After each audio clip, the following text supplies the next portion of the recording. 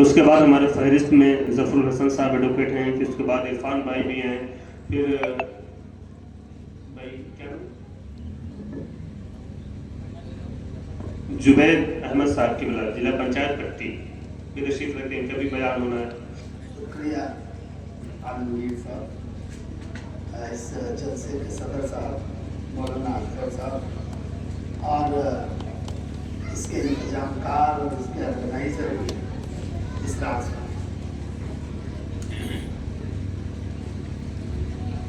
मैं कोई तकरीर नहीं करूँगा। क्या हुआ माइक? अच्छा, कोई तकरीर नहीं करूँगा, दो चार बात करूँगा।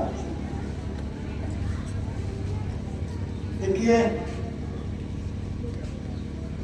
हमारी जो पहली शिक्षिका है, शिक्षक है, वो हमारी माँ होती है। और मैं आपसे पहली दरख्वास्त लगा के अपनी बात पे आगे बढ़ना चाहता हूँ कि अगर हम अपनी कौम को, हिंदुस्तान को, अपनी सोसाइटी को, अपने आप को, अपने घर को, अपने परिवार को आगे बढ़ाना चाहते हैं तो सबसे पहले औरत जात को आगे बढ़ाना होगा, उसको आगे बढ़ाना होगा। जिंदाबाद। अगर हमारी शिक्षिका ही कमजोर हो गई, जो पहली एजुकेटर है हमारी, जो सबसे पहले हमको एजुकेशन देती है, तो फिर ये पूरा मुल्क कमजोर, हम आधे हो जाते हैं। तो मेरी पहली दरख्वास्त ये है कि हमको एजुकेशन के मामले में सबसे पहले अपनी औरतों के ऊपर ध्यान देना है, अपने बच्चों, अपनी बेटियों के ऊपर ध्यान देना है। साहब, बहुत बात हुई यहाँ,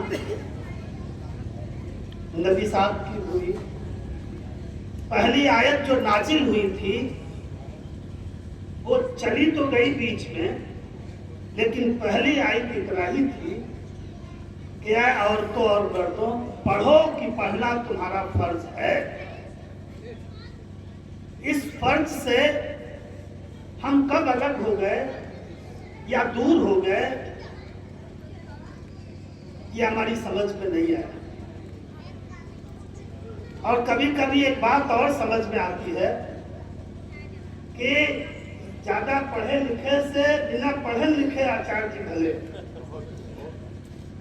मतलब जो दुनिया भर के खुराफात करने वाले लोग हैं और इस देश को चौपट करने वाले लोग हैं, वो कम पढ़े लिखे लोग नहीं हैं आचार्य, बहुत पढ़े लिखे लोग, बड़े दिमागदार।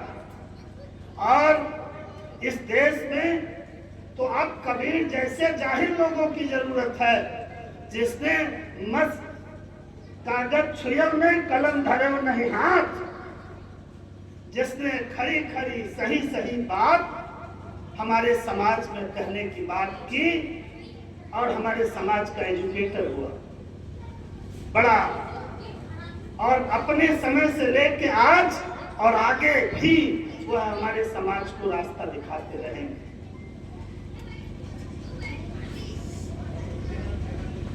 जहां तक इल्म की बात है, वेद हो कि कुरान हो, ये दोनों जब शुरुआत हुई तो उस समय लिखने पढ़ने का दौर नहीं था। बाद में उसको संकलित करके एक पुस्तक के रूप में हमारे बीच में रखा गया। लिखने पढ़ने का दौर आया, हमने अक्षर की पहचान की, अक्षर को चिन्हित किया। आज यहाँ दोनों लिपियों में लिखा हुआ है, देवनागरी में भी और अरबी में भी। उर्दू तो एक भाषा है, जुबान है, कोई लिपि नहीं। और पूरी दुनिया के अंदर लोगों ने अपने अपने ढंग से अपनी अपनी लिपि ईजाद की, अपनी अपनी भाषा ईजाद की, अपने अपने ढंग से लोगों ने इसको ईजाद किया, लिखना पढ़ना शुरू किया। और यहाँ बहुत सी सच में अच्छी अच्छी बातें की गई। हम दीनी और दुनियावी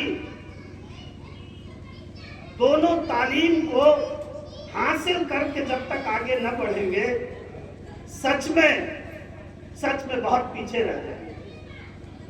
और मैं तो इस्तकबाल करना चाहता हूँ, सल्यूट करना चाहता हूँ और उस नाम को याद करना चाहता हूँ, सर सैयद अहमद साहब को, जिन्होंने हिंदुस्तान के अंदर एक इतने बड़े इदारे को स्थापित किया। और 2 इदारे हिंदुस्तान के, जो हिंदुस्तान की 5 बड़ी यूनिवर्सिटीज में से एक है, चाहे वो अलीगढ़ हो और चाहे जामिया मिलिया,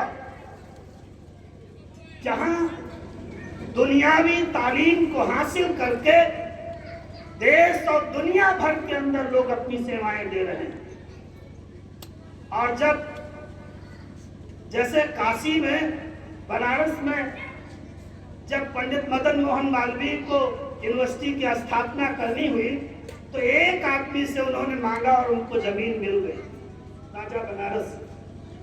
ऐसे सर सैयद अहमद साहब को जब यूनिवर्सिटी के लिए जरूरत थी जमीन की, तो 2 आदमी ने उसको पूरा किया, राजा महेंद्र प्रताप सिंह ने, और दूसरे का नाम नहीं याद है, उनकी तीसरी वंशज हमारे आपके कार्यक्रम में आए थे, सलीम भाई, अलीगढ़ यूनिवर्सिटी में, अब वो रिटायर हो गए, पढ़ाते थे। इन 2 लोगों ने, वो लोकल जमींदार थे वहां के, उनके पास, और राजा महेंद्र प्रताप सिंह ने अपनी बहुत सी जमीन यूनिवर्सिटी के लिए दिया। आज जो मदरसे को दीनी तालीम की बात समझ ली गई, ये कब हो गया ये भी मेरी समझ में नहीं आता। क्योंकि मेरे नाना साहब ने, नाना जी ने, मेरी माँ के पिताजी ने मदरसे में पढ़ाई की, उनके पिताजी ने भी मदरसे में पढ़ाई की। और पढ़ाता ही कौन था? कोई सरकार तो पैसा देती नहीं थी, सरकार तो इदारे बनाती नहीं थी, स्कूल कॉलेज बनाते नहीं थे। और चलता क्या था, कैसे था स्कूल कॉलेज? सनातन धर्म में आचार्य जी बेहतर जानते हैं कि जब बच्चा जनेऊ धारण कर लेता था, तो आसपास के सारे लोग उसको दक्षिणा देते थे, और वो बच्चा अपने उस पूरी चीज को लाद करके, उस जमाने में जो भी साधन संसाधन था, बैलगाड़ी थी, कोलू जो भी था, उससे लाद करके वो गुरुकुल जाता था और समाज एजुकेशन को चलाता था, कोई राज एजुकेशन को नहीं चलाता। मैं याद करना चाहता हूं यहाँ हाजी रमजान साहब, एक बार मैं उनके साथ एक जगह गया, तो हमने कहा कि हाजी साहब, इस मदरसे में इतना ट्रक चमड़ा लग रहा है, उतर रहा है, ये काहे के लिए? तो उन्होंने कहा कि ओझा जी, ये जो कुर्बानी की जाती है उसका चमड़ा बेचना गुनाह है, वो दान किया जाएगा और वो मदरसों में दान किया जाएगा, और मदरसा उसको बेचेगा और उस पैसे का इस्तेमाल तालीम के लिए। तो दोनों तरफ समाज एजुकेशन को चलाता था।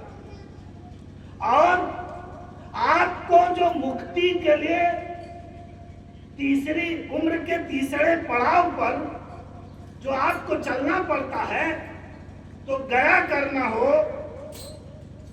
कि हज करना हो, हमरे यहाँ गया जे करे जाती थे अच्छत ले, और नात बात रिश्तेदार दोस्त अहबाब जे क्यों हो, ओकरे घरे जाके अच्छा छीटत थी, हिसाब किताब बराबर, अगर कोनो लेन देन है तो कतई ले लीजिए, तभी जाते।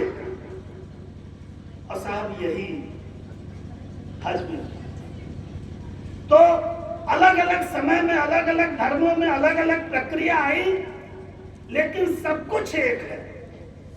लेकिन ये पढ़े लिखे लोग उसमें इतना तफरका पैदा किए कि आज हालत क्या है? हालत क्या है? हम आप उसको देख रहे हैं। जो एजुकेशन का उपयोग होना था, हम सोचते ये थे, एक जमाने में मैं नेशनल लिटरेसी मिशन के लिए काम करता था और जिले में साक्षरता समिति का सचिव था। उस नाते देश भर के अंदर और कई जगहों पर जाना होगा, तो एक पढ़ो पढ़ो पढ़ो के नारे के साथ हम लोग देश भर में काम करते थे। और एक बड़े कलाकार थे जिन्होंने काखा गाघा को पहचानो, अलिफ को पढ़ना सीखो, और फिर आगे उस नारे में बहुत कुछ लिखा था कि लिखो लिखा है दीवारों पर मेहनत कस का नारा, पढ़ो पोस्टर क्या कहता है वह भी दोस्त तुम्हारा। तो इस तरह की बहुत लंबी लाइन है उसकी, वो पूरी कविता हम लोग कहते थे। या किताबें तुमसे बात करना चाहती हैं, इस तरह की बहुत सी चीज़ों को करना चाहते हैं। यहाँ मौजूद नहीं है कि मैं उतना समय शायद दूँ, लेकिन मैं आपसे कहना यह चाहता हूँ कि हम इल्म हासिल करें, लेकिन ठीक ठीक इल्म हासिल करें, और ऐसा इल्म हासिल करें जो हमको हिंदू या मुसलमान न बनाए, हमको इंसान बना दे। क्योंकि सारे धर्मों का एक ही उद्देश्य है कि आदम जात को इंसान बना दिया जाए। हम इतना पढ़ते लिखते हैं और इंसान नहीं बन पाते हैं, हम भटे रह जाते हैं। तो इल्म ऐसा हो जो हमको आपको इंसान बना सके, इसके लिए काम किया जाए। आपको मौलाना साहब, मैं बहुत आपका एहतराम करता हूं, और जफरुल भाई जिनके वजह से मैं यहाँ आ पाया, जिन्होंने मुझे कहा कि आपको चलना है, मेरे साथ विपरीत परिस्थितियां थी, लेकिन कह चुका था, वायदा था, तो इसलिए आना। आप यहाँ जो भी कर रहे हैं उसमें हमारी तरफ से जो कुछ हो सकेगा, हमसे भी कोनो नेता तो है नहीं,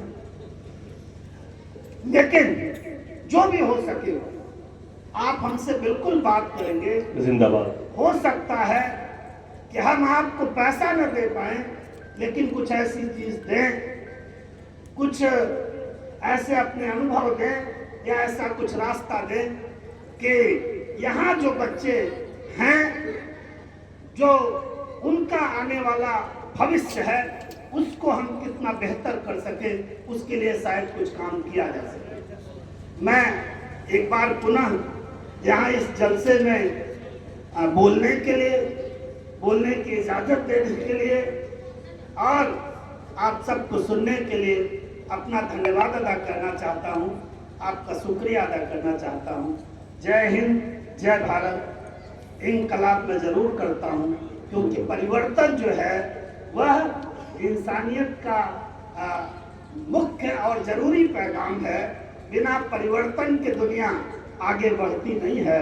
इनकलाब जिंदाबाद। जिंदाबाद जिंदाबाद। मैं बड़े